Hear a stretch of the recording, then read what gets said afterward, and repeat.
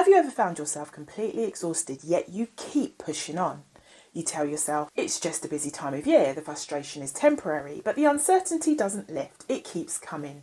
You're irritable, detached, running on fumes. This isn't just tiredness, it's burnout. Now imagine having to deal with all of that whilst you're navigating the SEN process for your child. Maybe you're trying to get your child the support they need in school. Maybe you're constantly advocating to be heard. Maybe you feel like no matter what you do, it's never enough. You're emotionally drained, physically exhausted. You know your child needs you to be strong, but you feel anything but. There may be times when burnout isn't just a personal struggle, it's a silent outcome of navigating a process that often feels impossible.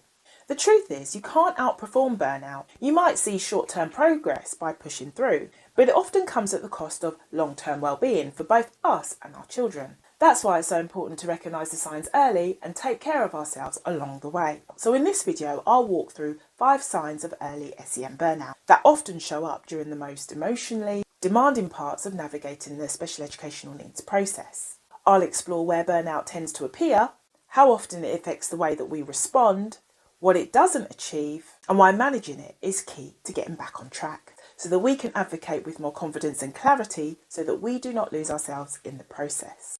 My name is Brenda and I'm a parent mentor and a fellow parent. I support parents raising children with individual needs and differences to stay empowered whilst they navigate through procedural challenges. So if you're feeling overwhelmed, stuck or just done, this is a space for understanding and not judgment.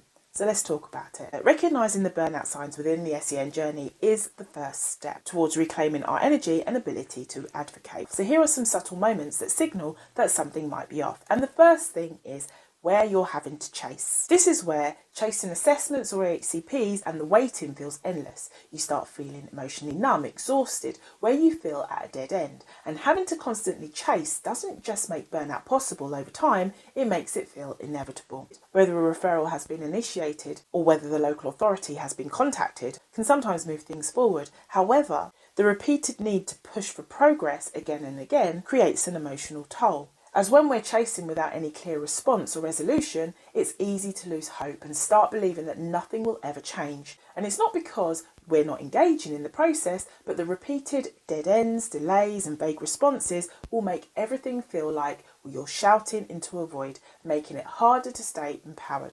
And the second subtle moment that can create burnout is when we find ourselves hitting a brick wall. Sometimes burnout shows up as a feeling of hitting a brick wall. Maybe you're sitting in another meeting trying to stay calm while advocating for your child's needs, and later you find yourself overwhelmed, irritable or emotionally drained. It's that sense that your concerns aren't being taken seriously, or that you're having to justify your child's needs over and over. You're told to be patient, realistic, or to understand the limitations of the process, and yet you're left in no real alternative but to sit with the frustration. Thoughts like, I'm just not fighting enough for my child. The pressure to get the right support can feel relentless. That stress builds and over time it chips away at our emotional reserve, leaving us feeling burnt out and disempowered. But what I've learned is that by pushing through at all costs can actually make it feel harder to sustain the strength that we need to keep going. As I've found that empowerment doesn't come from controlling every outcome, it comes from staying grounded and resilient even when things feel uncertain, as it frees us from unrealistic pressures. And the third subtle moment that can create burnout is where we find ourselves overcompensating. This is where we find ourselves endlessly researching laws, rights and policies. Our mind starts to race, our body's exhausted, where we're unable to switch off. We're trying to figure out why it feels like no one is listening, questioning ourselves in the process, and at times asking ourselves, are we asking for too much? Am I being too demanding? Or if a professional pushes back or minimises our concern, it's easy to start second guessing ourselves, even when our instincts are spot on. At times when we're navigating education, healthcare or other services, the pressure to fill every gap, chase every lead and anticipate every obstacle can be overwhelming. And over time, that pressure becomes a hidden but powerful source of burnout. But what I've come to realise that constantly trying to outwork the process doesn't make us feel more effective, it makes us feel more exhausted. Trying to hold back and try not to do it all is not easy. So if working one-to-one with a parent mentor will be something that will make a huge difference, why not contact me? The information is in the description box below.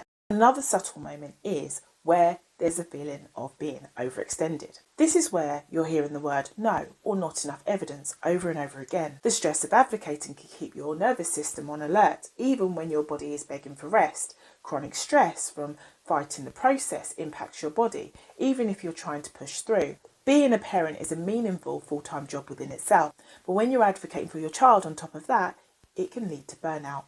I've definitely learned that rest is not a luxury, it's part of the strategy. As empowerment doesn't come from doing everything all at once, it comes from recognising when enough is enough and allowing ourselves space to recover. As that's what helps us to show up with strength, not just today, but throughout the entire SEN journey.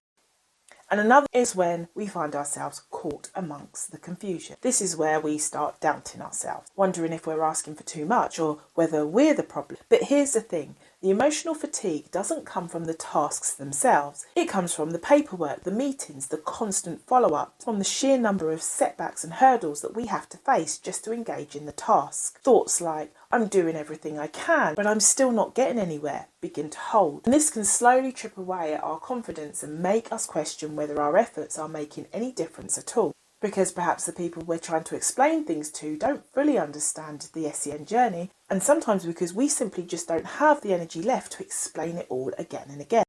But what I've come to understand is that confusion is not a sign of self-doubt or weakness. It's a sign of exhaustion. And when we acknowledge that, we can begin to shift one step at a time to then be in a position to become our child's greatest resource. So I hope the information in this video helped. But for now, keep doing what you're doing, stay focused, stay empowered, and keep creating progress. Thank you for listening.